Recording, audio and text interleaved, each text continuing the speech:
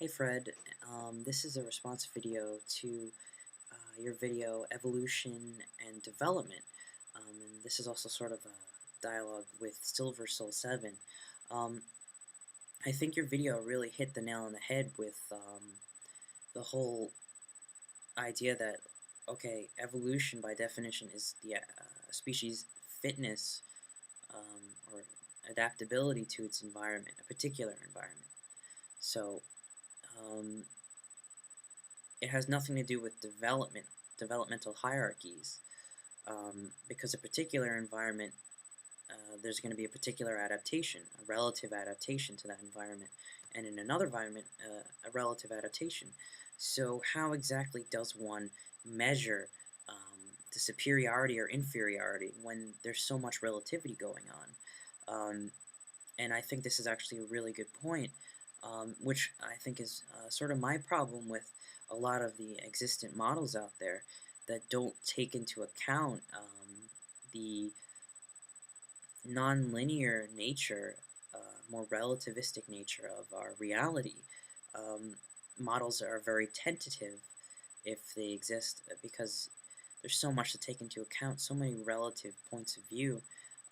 This goes even beyond evolutionary theories into cultural theories and all that stuff. So hierarchies are very I think they're a very simplistic way to try to map things out. Um, but I don't think they're not talking about anything. I wouldn't use them, but I guess what I want to get is your input and your opinion on another aspect to evolution.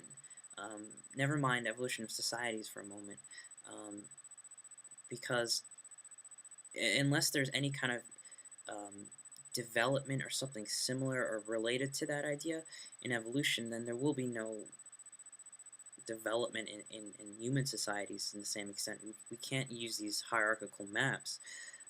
So I guess I wanted to get your input on the kind of multi-dimensional perspective on evolution. Where we start at, of course, is what you mentioned. Evolution is the relative adaptation to an organism and its environment. Um, its fitness. That's totally true. But if you begin to look at the phylogenetic tree as a whole, then there becomes patterns and tendencies and phenomenons.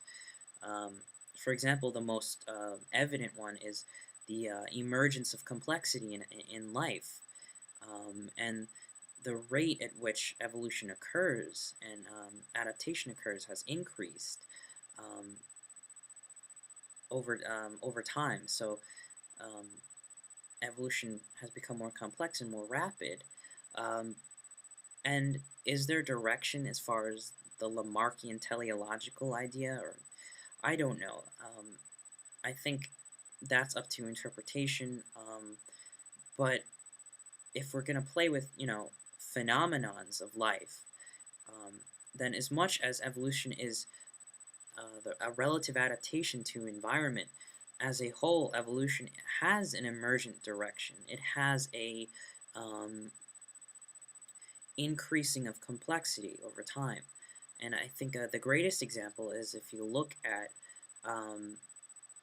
just the modern human brain, and I don't taking humans a little bit out of the equation. Our brain is mostly a mammalian brain and a reptilian brain, but we have both of them. We can actually trace this emergence of complexity in evolution, leading up to us, and then beyond us. Who knows what else is going to happen? But I wanted to get your opinion and your input on the idea that evolution does have tendencies and phenomenons towards more complexity. Whether you're talking about RNA to DNA to the nervous system and the brain development, which is shared by many species. It's kind of like the I guess you can call it one of the underlying patterns that spreads across many of the branches of the phylogenetic tree, many of the relative branches. And in a way, one of the metaphors I thought just to give this completely unscientific metaphor, but just to give it a just to try to describe it in more clear terms. It's kind of like how if you look at a tree and the way it develops, a particular branch will develop according to a particular condition. You know, a tree will grow according to a particular condition of its environment. Is the sun this way? Is there a tree blocking it? Is there a rock this way? So on and so forth. So the tree, the relative branch will adapt to its particular environment. But if you look at the tree as a whole, it has this kind of blossoming direction towards more sunlight. And in Teilhard's view, the sunlight, I guess, would be the capacity for an organism to have intelligence, and the groping for the sunlight, of course, the whole phylogenetic tree was, the many different variations and adaptations with this overall direction. I hate to say it, but in mind. I don't really want to include teleology too much or Lamarckian ideas, but again, just to leave this as a phenomenon, it appears life as a whole could have tendencies towards something, for instance, complexity. So the phylogenetic tree could be interpreted as having complexity, a direction towards complexity.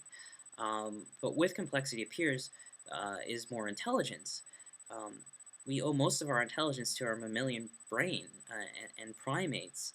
But of course, from the mammalian brain, there's this new brain, the human mind that has emerged, and perhaps more and more and more. So the question is, of course, there are relative directions that we won't be able to predict, but underlying patterns and tendencies in life to become more complex. And if you agree with Teilhard, to evolve more consciousness, more complexity, then I think this is sort of more of the groundwork or the baseline for any kind of for any kind of evolution of consciousness.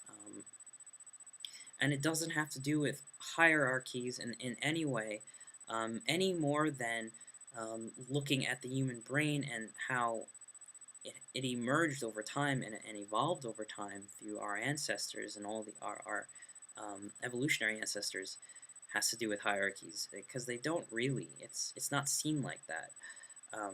So I guess what I think is being played with in science is acknowledging relative adaptations, but also discerning emergent patterns that the whole of life seems to go with, so to speak. So my question is, how do you balance the two out? And if you're going to create an evolution of consciousness, if you're going to posit that model, I think that's where you have to start. You have to start with biology and see the continuity between biology into social spheres and who knows whatever's beyond.